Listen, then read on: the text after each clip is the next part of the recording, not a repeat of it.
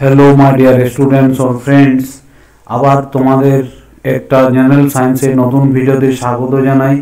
আজকে আমরা মানুষের কঙ্কালতন্ত্র বা হিউম্যান স্কেলেটাল সিস্টেম সম্পর্কে অধ্যয়ন করব। আর আজকের ভিডিও হচ্ছে পার্ট ওয়ান।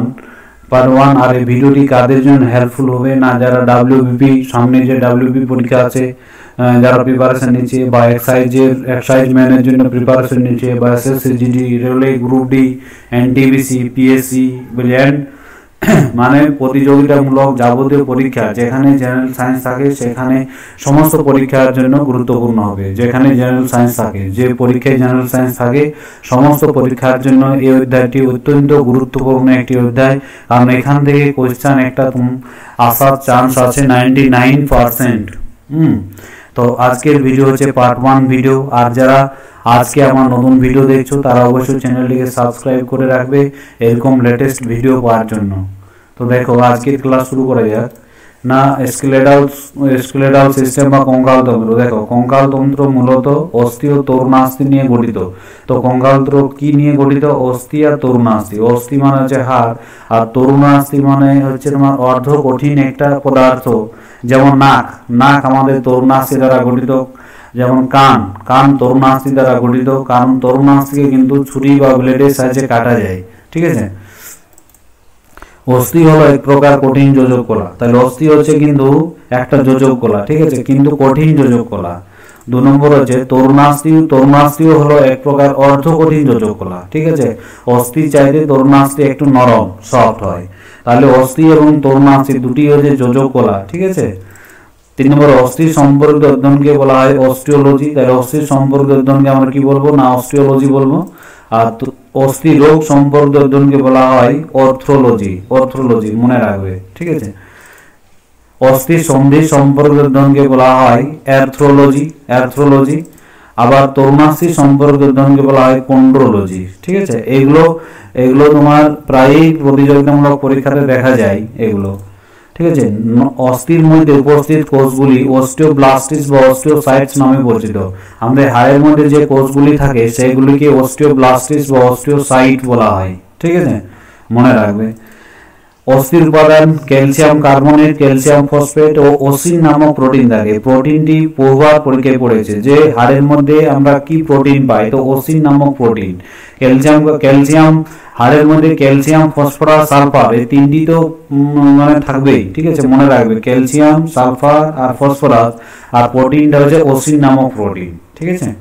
এবার যে দীর্ঘস্থায়ী অস্থি লাল অস্থি মজ্জা থেকে লোহিত রক্তকণিকা এবং হলুদ অস্থি মজ্জা থেকে শ্বেত রক্তকণিকা উৎপন্ন হয়। তাহলে দীর্ঘস্থায়ী অস্থি বলতে যেগুলো লম্বা লম্বা হাড় এবং মোটা টাইপের, তাদের মাঝখানটা দেখবে হাড়ের মাঝখানটা অনেকটা ফাঁকা থাকে, সেটাকে বলা হচ্ছে অস্থি মজ্জা।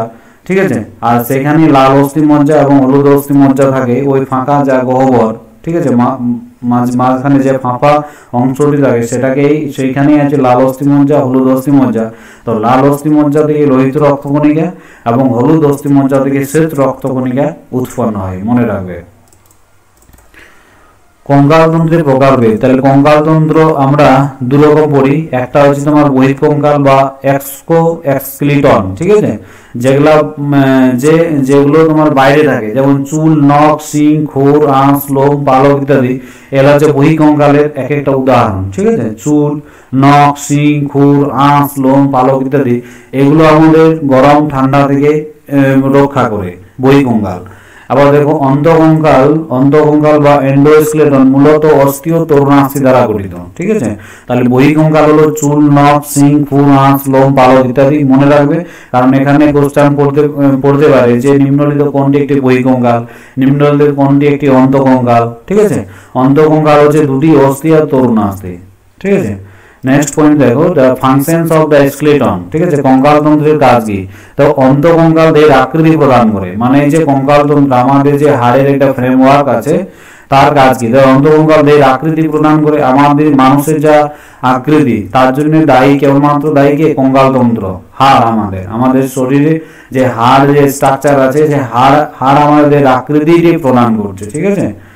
তাহলে হচ্ছে অন্তঃকঙ্কাল দেহের আকৃতি প্রদান করে। 2 নম্বর হচ্ছে কঙ্কালতন্ত্র দেহের অন্যান্য কোমল অংশের ভার বহন করে। তাহলে কঙ্কালতন্ত্র কি হচ্ছে? আমাদের শরীরের মধ্যে যে নরম একদম সব সব যে অর্গান রয়েছে সেগুলোকে কি করছে, রক্ষা করছে। ঠিক আছে, যেমন ফুসফুস, কিডনি, লিভার, এগুলা সব আমাদের হাড়ের মাঝখানে, মানে কঙ্কালতন্ত্রের মাঝখানে ঠিক গার্ড হিসাবে আছে। ঠিক আছে।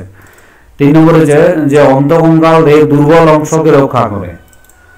4 নম্বরে যে দীর্ঘাস্থির মজ্জা রক্তকণিকা উৎপন্ন করে। রক্তকণিকা 3 রকমের হয়, লোহিত রক্তকণিকা, শ্বেত রক্তকণিকা, অনুচক্রিকা। এগুলা কিন্তু সমস্ত অস্থি থেকেই উৎপন্ন হয়।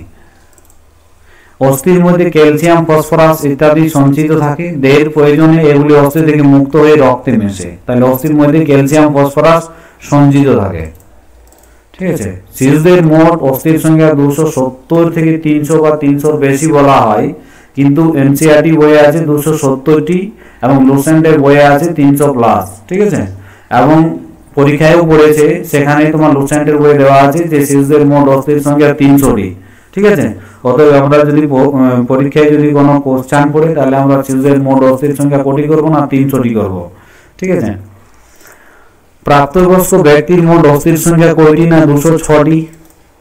মানুষের কঙ্কালতন্ত্র 2টি অংশ নিয়ে গঠিত, যথা স্কেলেটাল সিস্টেম হচ্ছে তোমার 2টি অংশ কি কি, একটা অ্যাক্সিয়াল স্কেলেটন মানে অক্ষীয় কঙ্কালতন্ত্র, অ্যাক্সিয়াল স্কেলেটন মানে হচ্ছে তোমার অক্ষীয় কঙ্কালতন্ত্র, আর 2 নম্বর হচ্ছে অ্যাপেন্ডিকুলার স্কেলেটন মানে উপাক্ষিক কঙ্কালতন্ত্র। ঠিক আছে।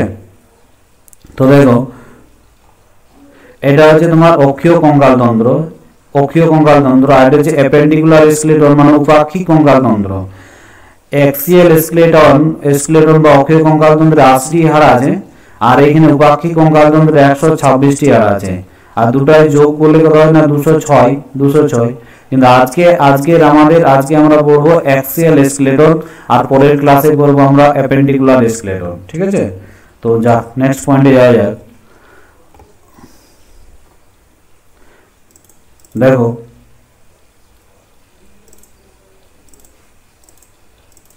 না অক্ষীয় কঙ্কাল, স্পেলিংটা ভুল আছে এখানে, অক্ষীয় কঙ্কালতন্ত্র হবে। ঠিক আছে, এখানে অক্ষীয় কঙ্কালতন্ত্র হবে। তাহলে অক্ষীয় কঙ্কালতন্ত্র কি কি নিয়ে গঠিত? 1 নম্বর হচ্ছে করোটি,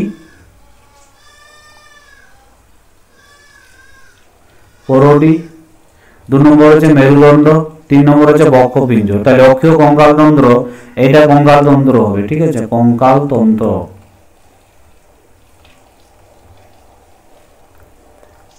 ঠিক আছে, কঙ্কালতন্ত্র।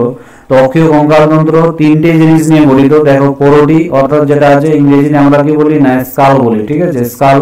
মেরুদণ্ড, যাতে ভার্টিব্রাল কলাম বলি, মেরুদণ্ড। বক্ষপিঞ্জর মানে বুক। ঠিক আছে, বক্ষপিঞ্জর মানে হচ্ছে যেগুলো আমাদের পঞ্জরাস্থি বা পাঞ্জরা বলি বা স্টারনাম বলি, এইসব নিয়ে গঠিত। ঠিক আছে। এবার দেখো, তাহলে করোটি অক্ষীয় কঙ্কাল হচ্ছে 3টি অংশ নিয়ে গঠিত, করোটি, মেরুদণ্ড এবং বক্ষপিঞ্জর। নেক্সট পয়েন্ট দেখো, না অক্ষীয় কঙ্কালের সংখ্যা কয়টি না, 80টি। ঠিক আছে, অক্ষীয় কঙ্কালের মোট হাড়ের সংখ্যা কয়টি না, 80টি, মনে রাখবে। তারপর যে অক্ষীয় কঙ্কালের আবার 3টি অংশ আছে। অক্ষীয় কঙ্কালের 3টি অংশ কি কি দেখো না, দেখো অক্ষীয় কঙ্কাল কি কি। প্রথম অংশটা হচ্ছে করোটিকা হতো এটা। ঠিক আছে, ঠিক আছে। অক্ষীয় কঙ্কাল হচ্ছে প্রথম অংশটা হচ্ছে করোটি, 2 নম্বর করোটি মানে স্কাল, আর 2 নম্বর হচ্ছে তোমার মেরুদণ্ড, আর 3 নম্বর হচ্ছে বক্ষপিঞ্জর। তাহলে অক্ষীয় কঙ্কালের কয়টি অংশ না, 3টি অংশ, প্রধান অংশ। 1 নম্বর হচ্ছে করোটি অর্থাৎ স্কাল, যেটা আমরা বলি মাথার খুলি, 2 নম্বর হচ্ছে মেরুদণ্ড, আর 3 নম্বর হচ্ছে বক্ষপিঞ্জর। ঠিক আছে। নেক্সট পয়েন্টে যে আমরা করোটি বা স্কাল, দেখো করোটিতে মোট অস্থির সংখ্যা আছে 29টি। ঠিক আছে, 29টি। মনে রাখবে, অনেকবার পরীক্ষাতে পড়েছে যে করোটিতে মোট হাড়ের সংখ্যা কত, স্কাল অর্থাৎ মাথার খুলিতে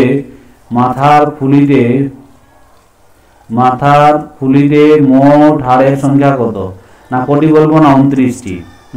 এইখানে কিন্তু হাই ওয়েট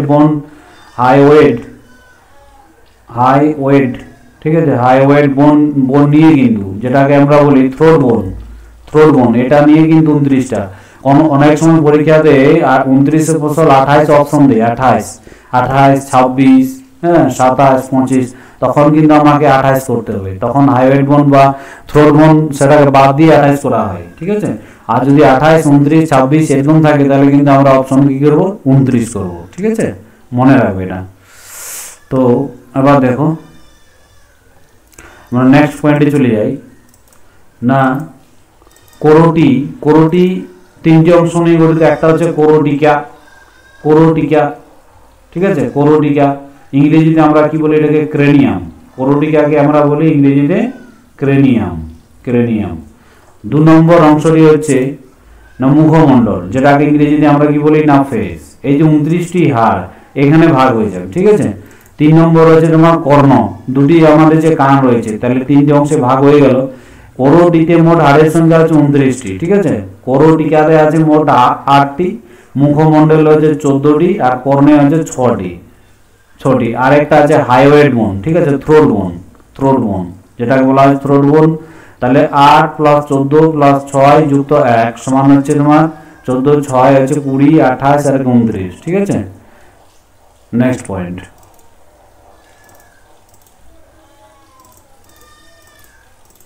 দেখো কোরোটিকা বা ক্রেনিয়াম, এটি চুলে ঢাকা অংশ।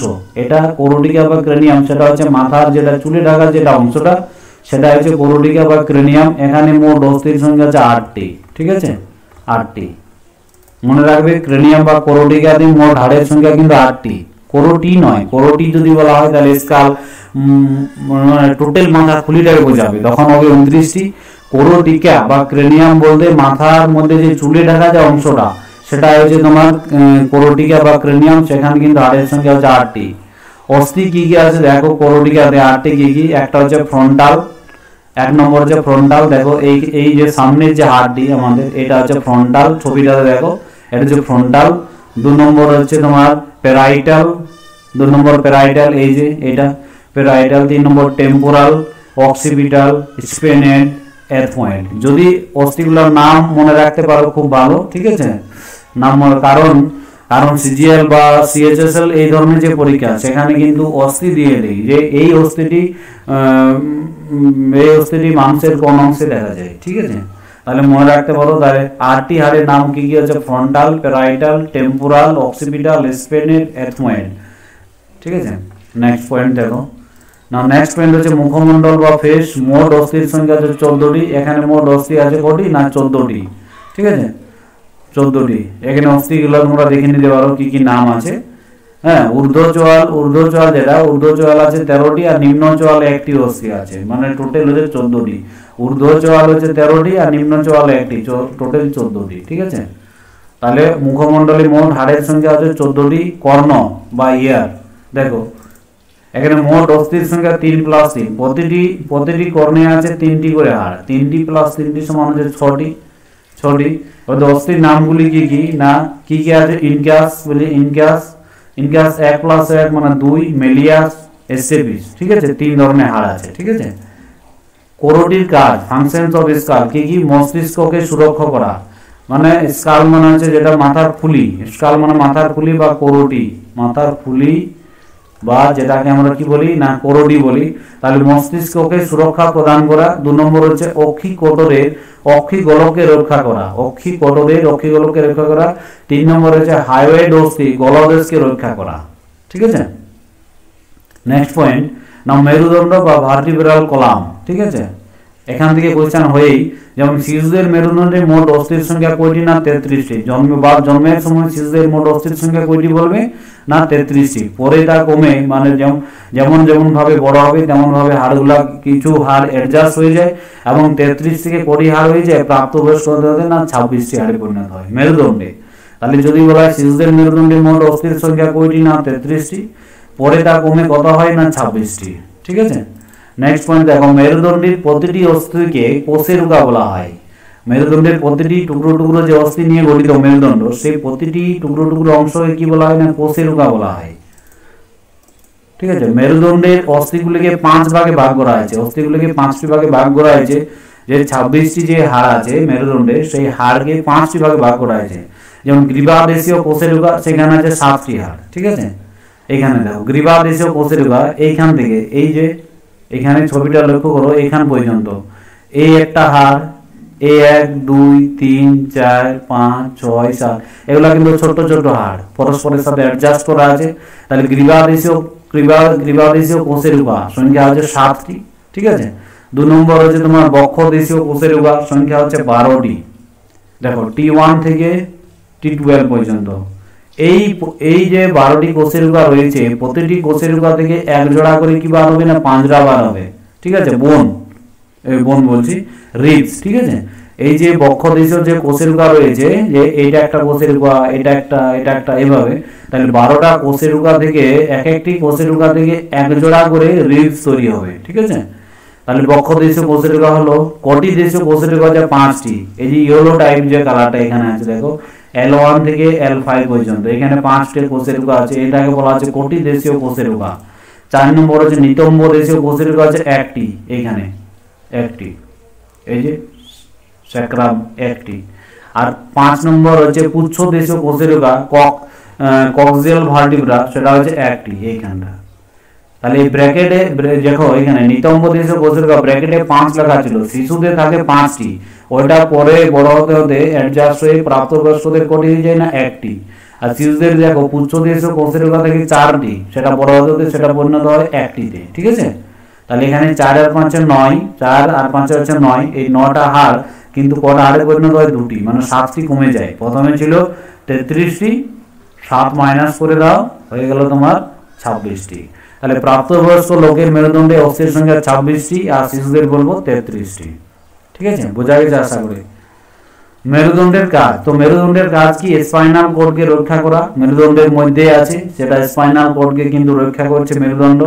2 নম্বর হচ্ছে স্থির অবস্থায় বা গতিশীল অবস্থায় দেহের ভার বহন করা। ঠিক আছে, এবার দেখো বক্ষ পিঞ্জর বা থোরাসিক কেজ, মোট অস্থির সংখ্যা হচ্ছে 25টি, আমাদের বুকে আছে মোট 25টি। ঠিক আছে, মোট হচ্ছে 25টি। তাহলে আমরা কি কি বললাম দেখো, কোরোটি মানে স্কাল, স্কালে পড়লাম আমরা 29টি হাড়।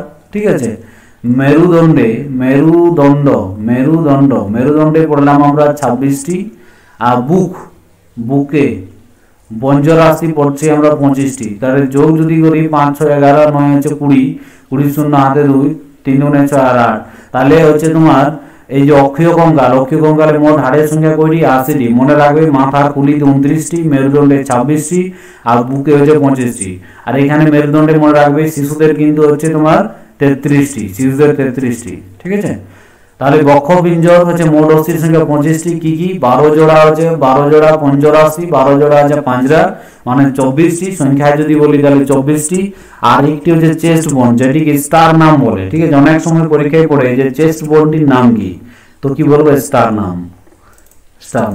দেখো পঞ্জরাশিগুলিকে আবার 3 ভাগে ভাগ করা হয়েছে, পঞ্জরাশিগুলি আবার 3 ভাগে বিভক্ত হয়েছে। 24টি পাঁজরা আমাদের টোটাল আছে 24টি বা 12 জোড়া, এই 12 জোড়া পাঁজরাকে আবার 3 ভাগে ভাগ করা হয়েছে। ঠিক আছে, এখান থেকে তো খুব ভালো কোশ্চেন হয়। ঠিক আছে, দেখো প্রকৃত পঞ্জরাশি বা ট্রু রিবস, প্রকৃত পঞ্জরাশি এর সংখ্যা 7 জোড়া বা 14টি।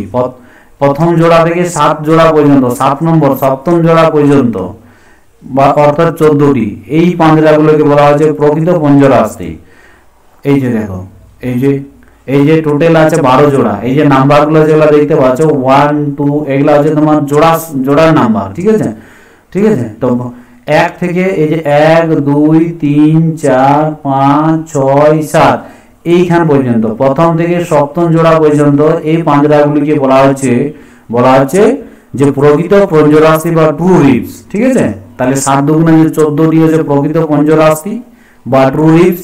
আর স্টার নাম হার হচ্ছে এইটা, এই যে মাঝখানে যেটা দেখতে পাচ্ছ উরু ফলক বলা হয় বাংলাতে, এটা হচ্ছে স্টার নাম, এটাকে বলা হচ্ছে চেস্ট বোন। সমস্ত পাঁজরাগুলো দেখো এখানে আছে কি হয়েছে? যুক্ত হয়েছে। নেক্সট পয়েন্ট দেখো না, নেক্সট পয়েন্ট হচ্ছে যে পঞ্জরাশিগুলি বক্ষ দেশীয় কোষেরুগা থেকে আমরা যে বক্ষ দেশীয় কোষেরুগা পড়লাম 12টা, ওই 12টা প্রতিটি কোষেরুগা থেকে এক জোড়া নির্গত হয়ে উৎপন্ন হয়ে কোথায় যুক্ত হয়? স্টার নামে যুক্ত হয় পঞ্জরাশিগুলো। স্টার নাম হচ্ছে এই তো মাঝে যে হাড়টি, সেটা হচ্ছে স্টার নাম। ঠিক আছে, 2 নম্বর হচ্ছে অপ্রকৃত পঞ্জরাশি বা ফলস রিবস। ঠিক আছে, অপ্রকৃত পঞ্জরাশি হচ্ছে তোমার দেখো এর সংখ্যা হচ্ছে 3 জোড়া বা 6টি, তাহলে হচ্ছে অষ্টম নবম আর দশম, এই 3 জোড়াকে বলা হচ্ছে অপ্রকৃত পঞ্জরাশি বা ফলস রিব। ঠিক আছে, মানে 8 অষ্টম নবম আর দশম, কারণ এই পাঁজরাগুলি এগুলি অষ্টম নবম আর দশম জোড়া পঞ্জরাশি, এগুলি কোষেরুগা থেকে উৎপন্ন হয়েছে। বক্ষদেশীয় কোষেটুকা থেকে উৎপন্ন তো হয়েছে, কিন্তু স্টার নামে যুক্ত না হয়ে দশম জোড়া পঞ্চরাশির সাথে যুক্ত হয়েছে। দেখো অষ্টম, নবম আর দশম এগুলা দেখো স্টার নামে না গিয়ে এরা একসাথে যুক্ত হয়েছে। দেখো এই জায়গাটা দেখো একসাথে এরা যুক্ত হয়েছে, ঠিক আছে। এরা ডাইরেক্টলি স্টার নামে না গিয়ে এরা একসাথে যুক্ত হয়েছে। তার জন্য এই তিন জোড়াকে অষ্টম, নবম আর দশম এই তিন জোড়া পঞ্চরাশিকে বলছি আমরা অপ্রকৃত পঞ্চরাশি। বোঝা গেছে? তাহলে হচ্ছে প্রকৃত পঞ্চরাশির সংখ্যা আছে প্রথম জোড়া থেকে সপ্তম জোড়া মানে 14টি। আর এগুলাকে প্রকৃত পঞ্চরাশি বলা আছে কারণ এরা বক্ষদেশীয় কোষেটুকা থেকে উৎপন্ন হয়ে স্টার নামে যুক্ত হয়েছে। আর অপ্রকৃত পঞ্চরাশি যে অষ্টম, নবম আর দশম তিন জোড়া এগুলো হচ্ছে বক্ষদেশীয় কোষেটুকা থেকে উৎপন্ন হয়েছে ঠিকই, কিন্তু এরা কিন্তু আলাদা আলাদা ভাবে স্টার নামে যুক্ত হয়নি। এরা একসাথে অষ্টম, নবম আর দশম এরা একসাথে যুক্ত হয়েছে। তার জন্যই তিন জোড়া অষ্টম, নবম, দশমকে অপ্রকৃত পঞ্চরাশি বলা হয়। দেখো এবার হচ্ছে ভাসমান পঞ্চরাশি বা ফ্লোটিং রিবস, ঠিক আছে। এর সংখ্যা আছে 2 জোড়া বা 4টি। দেখো 11 নম্বর জোড়া আর 12 নম্বর জোড়া এই 2 জোড়া কিন্তু কোষেটুকা থেকে উৎপন্ন হয়েছে ঠিকই, কিন্তু এরা কারো অন্য কোনো পঞ্চরাশির সাথে মেশো না এবং স্টার নামেও যুক্ত হয় না। তার জন্য এই 2 জোড়া পঞ্চরাশিকে বলা হয় ভাসমান পঞ্চরাশি বা ফ্লোটিং রিবস। আর এর সঙ্গে আছে 2 জোড়া বা 4টি। তাহলে আমরা রিবস পড়লাম কোরকম না 3 রকম। একটা হচ্ছে ট্রু রিবস, ঠিক আছে, 7 জোড়া মানে 14টি। আর একটা হচ্ছে ফলস রিবস মানে হচ্ছে অপ্রকৃত, যেটা হচ্ছে তোমার 3 জোড়া মানে 6টি, ঠিক আছে, 3 জোড়া মানে 6টি। আর একটা হচ্ছে ফ্লোটিং রিবস মানে হচ্ছে তোমার 2 জোড়া মানে হচ্ছে তোমার 4টি। আর টোটাল পাঁজরার সংখ্যা হচ্ছে 14 আর 6 আছে 20 আর 4 24, ঠিক আছে, মনে রাখবে। একাদশ ও দ্বাদশ জোড়া পঞ্চরাশি এরা কোষেটুকা থেকে উৎপন্ন হয়ে কোথাও যুক্ত হয়নি, ভাসমান অবস্থায় রয়েছে। তার জন্য এই পাঁজরাগুলোকে কি বলা হয়? ভাসমান পঞ্চরাশি বলা হয়, ঠিক আছে। দেখো আজকে যে আমরা অধ্যয়ন করলাম সেটা আমাদের কতখানি মনে থাকছে বা এই টপিক থেকে কি ধরনের কোশ্চেন হতে পারে, তার জন্য তোমাদের জন্য কিছুগুলা এমসিকিউ কোশ্চেন বেস্ট কিছু প্রিভিয়াস ইয়ার কোশ্চেন দেওয়া হয়েছে, ঠিক আছে। আর ভিডিওটি ভালো যদি লেগে থাকে তাহলে অবশ্যই একটি লাইক দেবে, কারণ ভিডিওটি বানাতে অনেক পরিশ্রম লাগে। হ্যাঁ, দেখো মানুষের শরীরে মোট অস্থির সংখ্যা কত? না আমরা পড়লাম 206টি। মানুষের শরীরে মোট অস্থির সংখ্যা কয়টি? না 206টি। শিশুদের শরীরে মোট অস্থির সংখ্যা কত? দেখো লুসেন্টের বই অনুসারে আমরা করব 300টি, ঠিক আছে, 300টি। শিশুদের শরীরে মোট অস্থির সংখ্যা হচ্ছে 300টি। নেক্সট প্রশ্ন দেখো বহিত কঙ্কালের উদাহরণ অস্থি, আঁশ, তরুণাস্থি না সবই? তো বহিত কঙ্কাল আমরা কি কি পড়লাম? না নখ, আঁশ, ঠিক আছে, আঁশ, খুর, ঠিক আছে, এইগুলো আছে তোমার। আরো আছে নখ, আঁশ, লোম, এইগুলো হচ্ছে তোমার বহি কঙ্কাল, যেগুলো বাইরে থাকে, স্বাভাবিক জিনিস। তাহলে এখানে বহি কঙ্কালের উদাহরণ হচ্ছে অপশন বি অর্থাৎ আঁশ, ঠিক আছে। আর অস্থি আর তরুণাস্থি হচ্ছে অন্তঃকঙ্কাল। দেখো অস্টিওসাইট কোষ, অস্টিওসাইট দেখো অস্টিও, এখান থেকে বোঝা যাচ্ছে অস্টিও। দেখো অস্থি সম্পর্কিত অধ্যয়নকে কি বলা হয়? অস্টিওলজি, ঠিক আছে। আর অস্টিও যেখানে দেখতে পাবো অস্টিও তার মানে হচ্ছে অস্থি। তাহলে অস্টিওসাইট কোথায় দেখা যায়? না অস্থিতে, ঠিক আছে। নেক্সট প্রশ্ন অস্থি সম্পর্কিত অধ্যয়নকে কি বলা হয়? অস্টিও সম্পর্কিত অধ্যয়নকে কি বলা হয়? অস্টিওলজি। কন্ড্রোলজি কাকে বলা হয়? না কন্ড্রোলজি হচ্ছে তরুণাস্থি সম্পর্কিত অধ্যয়নকে বলা হচ্ছে কন্ড্রোলজি, ঠিক আছে। এইটা কন্ড্রোলজি হচ্ছে তরুণাস্থি সম্পর্কিত অধ্যয়ন। অ্যারথ্রোলজি কাকে বলা হয়? অস্থি সন্ধি বা জয়েন্ট সম্পর্কিত অধ্যয়ন। অপথ্যালমোলজি এটা হচ্ছে চক্ষু সম্পর্কিত অধ্যয়নকে বলা হচ্ছে অপথ্যালমোলজি। আর অস্থি সম্পর্কিত অধ্যয়নকে বলা হয় অস্টিওলজি। অস্থিতে উপস্থিত প্রোটিনটি হলো অ্যালবুমিন, ওসিন, হিমোগ্লোবিন না কোনোটিই নয়। আমরা পড়লাম যে অস্থিতে উপস্থিত প্রোটিনটি কি হচ্ছে? ওসিন, ঠিক আছে, ওসিন। 7 নম্বর মাংসের খুলি বা করোটিতে মোট অস্থির সংখ্যা কয়টি? না 29টি। করোটিতে মোট অস্থির সংখ্যা হচ্ছে 29টি। মানবদের ক্ষুদ্রতম অস্থিটি হলো স্টেপিস, যেটা কানে অবস্থিত, ঠিক আছে, স্টেপিস। কানে আমাদের 3টি হাড় আছে, 3টি প্লাস 3টি মানে টোটাল 6টি। হাড়গুলি হচ্ছে ইনকাস, মেলিয়াস আর স্টেপিস, ঠিক আছে, স্টেপিস। তাহলে মানবদের ক্ষুদ্রতম অস্থি হচ্ছে স্টেপিস, যেটা আমাদের কানে অবস্থিত। শিশুদের মেরুদণ্ডে মোট অস্থির সংখ্যা কত? না, শিশুদের মেরুদণ্ডে মোট অস্থির সংখ্যা কয়টি? 33টি। Option B is the right answer. মানুষের পাঁজরার সংখ্যা কত? 12টি, 12, 24, 25 না 15টি নয়, 12টি করে দেন। এখানে সংখ্যা বলেছে, তাহলে সংখ্যায় যদি বলি তাহলে 24টি, আর জোড়ায় যদি বলি তাহলে 12 জোড়া, তাহলে এখানে হবে অ্যান্সার 24টি। 24, option B. মানুষের ভাসমান পঞ্চরাশির সংখ্যা কত? ফ্লোটিং পঞ্চরাশি তো ক জোড়া আছে বলো? ভাসমান পঞ্চরাশি আছে তোমার 2 জোড়া, 2 জোড়া মানে হচ্ছে 4টি। ঠিক আছে, এখানে অপশন ভুল আছে, তো ভাসমান পঞ্চরাশি হবে 4টি। ঠিক আছে, 4টি।